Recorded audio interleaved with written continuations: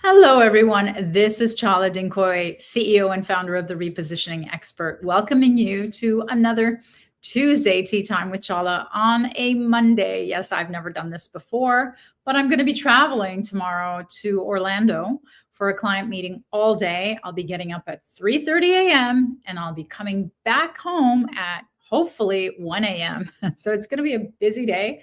So I won't be able to do it. So I'm pre-recording I'm pre-live streaming it, and you're just gonna have to pretend that it's Tuesday. So let me take a sip.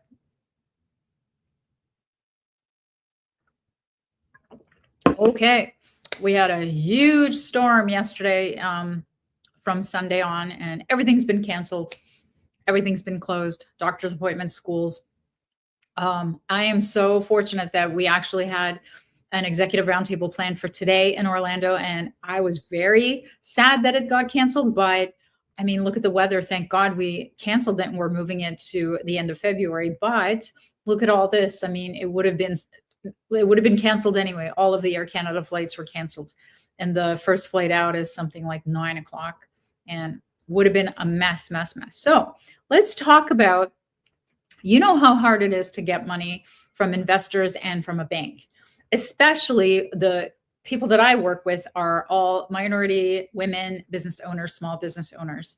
And here are the ones that are getting the yes, resounding yes from banks and investors in 2026. So, according to Magazine, there are statistically right now some businesses that are getting through the approvals to get funding a lot faster. I'm sure you're dying to know what they are. So, and the mass layoffs that we're seeing increasingly every day in all over the world, but especially in the United States, means the start of new businesses or the start of, um, you know, branching off into something of your own. Even if you have a job, maybe you want some more security and financial security. So, here's what you should look at.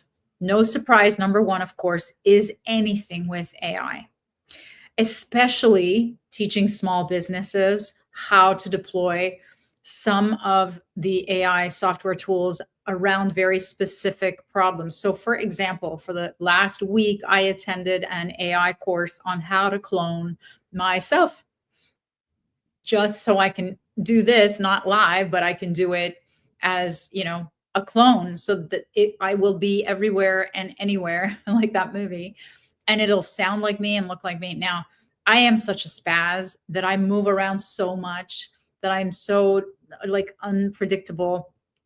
I do the uhs on the ums. Yeah, that's not the greatest.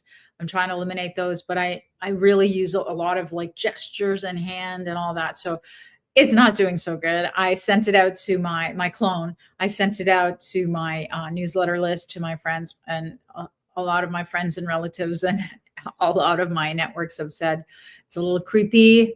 There's something off about it. So it's not perfected. I'm not the best at it as well. But anything like, I'm a small business and I'm trying to solve a problem for my clients using AI, and I'm looking at it because I want it to be a value added service that I provide for them or teach to them.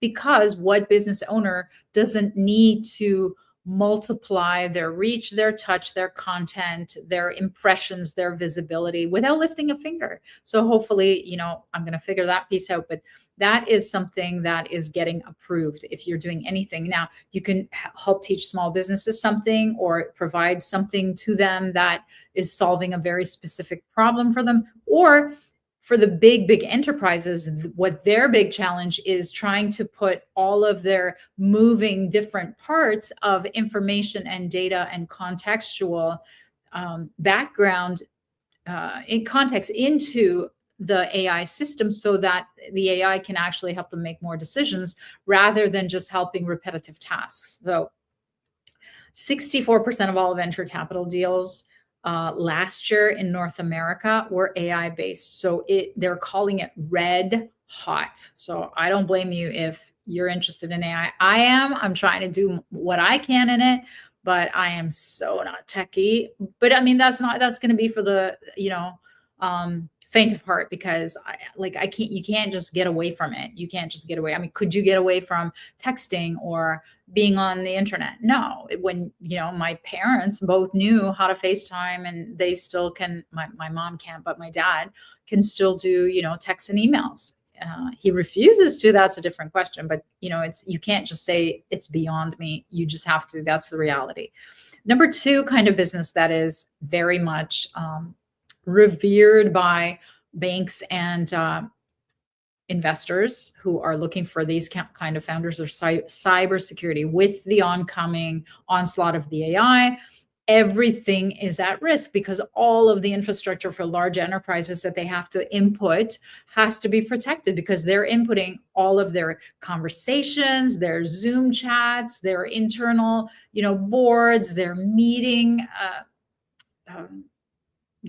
notes and their files, and everything that you can think of is now going to be on, if it wasn't already, is now going to be subject to being available through AI, because AI is going to be the entity that's putting it all together and providing that strategic backbone. So what the statistics are saying is that cybersecurity as an industry is going to double by 2030, and it's going to become a $500 billion industry. That's just unbelievable. So especially the enterprise infrastructure, that's where, like, if you are at all a tech company that can take one piece of that kind of pie, you will be a yes for investors and banks. Number three is, again, another tech branch, but it's fintech, so financial technology. It's going to 6x by 2033. I know that although I love my financial wealth advisor, I love the freedom of being able to go on, in Canada, it's called Wealth Simple, and do it myself. I love being able to play and see. It gives me, no fees, but it also gives me the sense of achievement and knowledge and power. So tech is in everything now. It's in payment infrastructures, it's in wealth advising, it's in investing, it's in insurance, it's in everything that you can think of, and it's gonna just get more and more and more. And AI is gonna come in, part of that fintech. Cybersecurity is gonna come in, but fintech on its own, and banking, really the big one, it really is it's going to 6x by 2023. I just can't believe, like, any industry 6xing. So if you have the money for the infrastructure or the ability, desire, or knowledge, those are the top three areas that are seeing banks and investors going after them. Now, what if you're not techie? Number four, these are the old-fashioned businesses. So mobile everything, especially to do with cars. So car repair and especially for whatever reason, diesel car repairs.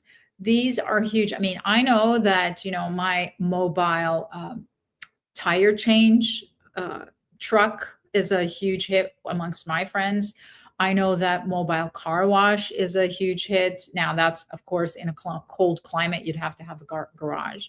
But especially the car repair, that kind of business is getting a lot of attention and money from banks and investors.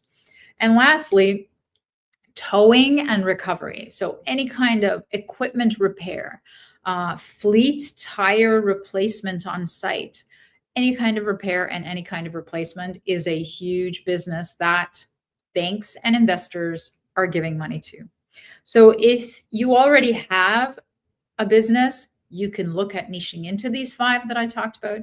And if you are looking to start a new business because you've been, repurposed, or, you've lost your job, or you're retired, and, like, my sister, she's thinking about retiring, but if, like her, you're looking at what new career can I start with? None of these sound like anything she's interested in, but these are if you're looking for money, and these are capital extensive, capital intensive, that's when you would look at these if you are going to go out and get a new niche. So I hope that was helpful to you. I'm hoping my trip tomorrow to Orlando is going to be event-free, snow-free, ice-free. I spoke to someone in Orlando today. I had a meeting with someone in Orlando today, and she said the weather was beautiful. So I am looking forward to that and to taking off my sweater. I'll see you next week. All the best.